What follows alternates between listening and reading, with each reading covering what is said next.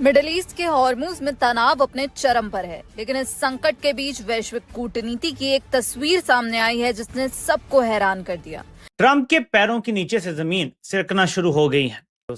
ये ट्रंप के लिए कुछ अच्छे हालात पैदा नहीं कर रहा, बल्कि मागा क्राउड अब ये समझना शुरू हो गया है कि ट्रंप का खेल खत्म हो गया है। एक नई वीडियो, और इस एक वीडियो ने तस्दीक कर दी है बहुत सी चीजों की। एक तरफ ट्रंप अब बड़ी मुसीबत में फंसते हुए दिख रहे हैं, वहीं दूसरी तरफ भारत अपनी सॉफ्ट पावर और सीक्रेट कूटनीति के दम पर वो हासिल कर रहा है जो दुनिया के कई देशों को नामुमकिन लग रहा था। कि जो फिनलैंड के प्रेसिडेंट हैं, जो अभी रायसीना डायलॉग में आए भी थे एज ए स्पीकर, उन्होंने अपनी तरफ से कहा कि इसके अंदर अब युद्ध विराम होना चाहिए और युद्ध विराम में भारत भूमिका निभा सकता है। मतलब यूरोप अब भारत को मध्यस्थ के रूप में देख रहा है।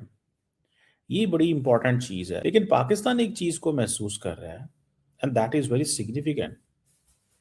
और वो क्या चीज को महसूस कर रहा है कि भाई ये तो हमारे पार्टनर हैं, दोस्त हैं, यार हैं, सज्जन हैं, ये इन्होंने किया क्या है। और वो बकायदा जयशंकर साहब का नाम उन्होंने इस बात के लिए लिया कि जब जयशंकर साहब ने इस पूरी स्थिति में भारत के विदेश मंत्रालय ने अपने जहाज वहां से पार करवा लिए, इसका मतलब भारत अमेरिका से रशियन तेल खरीदने के लिए मनवा लिया और दूसरा ईरान से अपने जहाज निकलवा लिया। दोनों के साथ भारत पार्टी नहीं, दोनों के साथ भारत के संबंध अच्छे, तो भारत को मध्यस्थ बनना चाहिए इस युद्ध को रुकवाने में। कौन कह रहा है?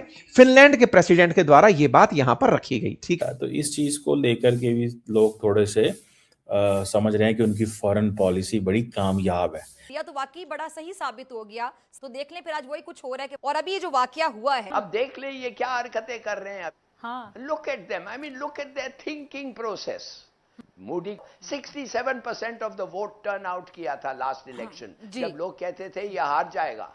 कैसे किया? खबर उसके बाद उसने अजीब सी नादरी कैफियत पैदा कर दी। यकीन माने फखर महसूस हो रहा है, फखर महसूस हो रहा है। सलाम करने को, झुककर सलाम करने को दिल कर रहा है लोगों को, वहां की शख्सियत को। जयशंकर का ये सारी बात करना, इट गिव्स अ मैसेज कि वो उनकी जो फॉरेन पॉलिसी है वो बड़ी कामयाब है।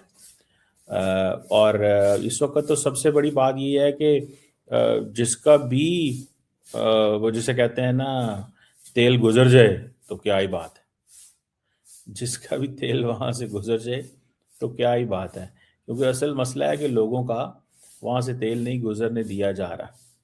और वो इसलिए नहीं गुजरने दिया जा रहा बिकॉज दे डू अंडरस्टैंड कि ये चीज़ जो है अगर हमने ये असल में तो वो समझते हैं कि अगर ये तेल ही गुजरने दिया गया तो फिर हमें क्या मिला इसमें। तो वो असल में तो ये चाहते हैं कि वो एक चैलेंज जो है वो देना चाहते हैं तमाम मुल्कों को, लोगों को।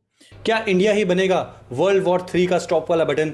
नाटो और ईयू ने मांगी है भारत से हेल्प। आखिर क्यों पूरा वर्ल्ड पीएम मोदी की फॉरेन पॉलिसी का फैन हो रहा है? नमस्कार दोस्तों, आजकल ग्लोबल पॉलिटिक्स में एक ही नाम गूंज रहा है, भारत। भारत की स्ट्रेटेजिक फॉरेन पॉलिसी ने पूरी दुनिया को हैरान कर दिया है। नाटो से लेकर यूरोपियन यूनियन तक सभी बड़े पावर्स ब्लॉक्स आज इंडिया की डिप्लोमेसी के मुरीद बन चुके हैं। ईरान, इजराइल और अमेरिका के बीच जो टेंशन्स चल रही हैं, उसे लेकर एक्सपर्ट्स का मानना है कि सिर्फ भारत ही इस सिचुएशन को डीएस्केलेट कर सकता है। जिस तरह से इंडिया ने स्ट्रेट ऑफ हॉर्मस जैसे सेंसिटिव एरिया में अपने शिप्स को सिक्योर किया है, उसने ग्लोबल सप्लाई चेन को एक नई उम्मीद दी है। हालात यह है कि नाटो कंट्रीज और ईयू अब खुलकर कह रहे हैं कि उन्हें इंडिया की इंटरवेंशन की ज़रूरत है। यहाँ तक कि ट्रंप ने भी माना है कि पीस रिस्टोर करने के लिए इंडिया का साथ होना बहुत ज़्यादा ज़रूरी है, क्योंकि ये सिर्फ एक वॉर नहीं बल्कि ग्लोबल इकोनॉमी और फ्यूल प्राइसेस का सवाल है।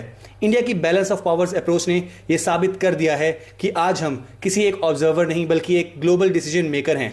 क्या आपको लगता है कि भारत किस कॉन्फ्लिक्ट को रोक पाएगा? क्या आपको लगता है कि भारत इस कॉन्फ्लिक्ट को रोक पाएगा?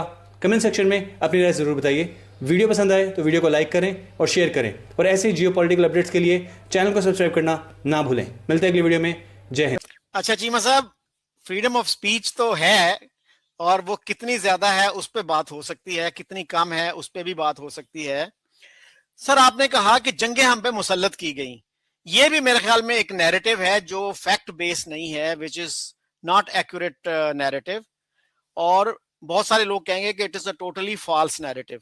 और मैं आपको पहले भी मिसाल दे चुका हूं, हमारे एक इंतहाई रिस्पेक्टेड मिलिट्री ऑफिसर थे एयर मार्शल असगर खान, उन्होंने क्या कहा था, एक से ज्यादा मर्तबा कहा कि जितनी भी हमारी जंगें हुई इंडिया के साथ वो स्टार्ट हमने किया कॉन्फ्लिक्ट को। और आपको पता है कि उनके नाम पे एयरफोर्स एकेडमी का नाम रखा गया है। अगर उन्होंने पाकिस्तान को बदनाम किया एक बेसलेस स्टेटमेंट देकर, फिर तो उनका कोर्ट मार्शल होना चाहिए था।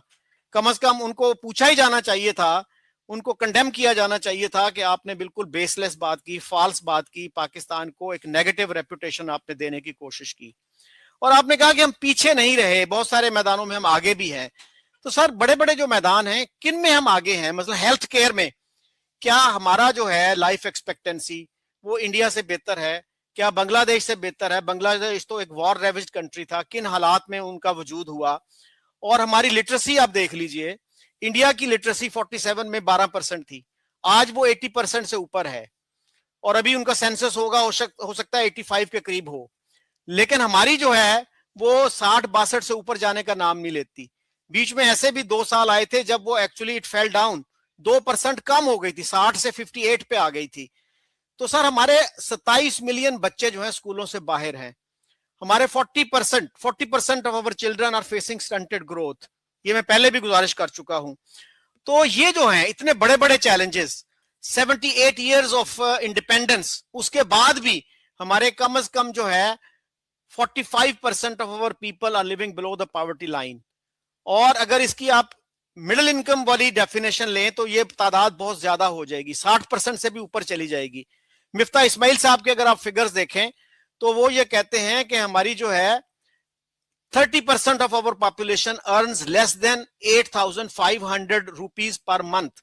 आप देखिए कि यानी 7.5 करोड़ लोग 8,500 रुपए से भी कम कमाते हैं। अब देखिए 2-3 मेंबर भी हों अगर फैमिली के, 4 मेंबर हों, क्या वो गुजारा कर सकते हैं 8,500 रुपया महाना पे? तो इतने संगीन मसाइल के होते हुए, और सर ईस्ट पाकिस्तान की आपने बात की, उसका भी आप देखिए कि आज तक हम उससे कोई सही कंक्लूजन नहीं निकाल सके। हमने we have drawn all the wrong lessons from 71। हमें यह सबक सीखना चाहिए था कि अगर आप वहां इलेक्शन करवाते हैं, अवाम के मैंडेट का एहतराम नहीं करते तो मुल्क टूट जाता है। हमने उसको वो सबक नहीं सीखा। ये जो अगर ये सच है और आई हैव नो रीजन कि शायद ना हो ही, लेकिन मैं 2 चीजें डालना चाहता हूं। ट्रंप एक तरफ सब ने बिल्कुल झंडी करा दी, नेटो वाले तमाम लोगों ने, यूके, अब जापान भी आ गया बीच में, आपका फ्रांस ने भी इंकार कर दिया, इवन साउथ कोरिया ने भी इंकार कर दिया, ब्रिटेन ने साफ कर दिया हम जंग में नहीं आएंगे।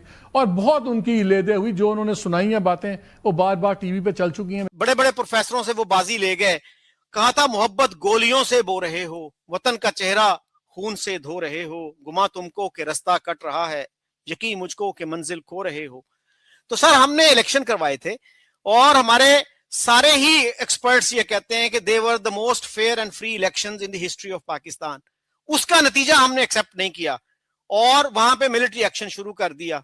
डॉक्टर AQ खान जो इतने बड़े मुहिब्बे वतन पाकिस्तानी थे, वो क्या कहते थे कि हमने अपने बंगाली भाइयों का कत्लेआम किया वहां पे।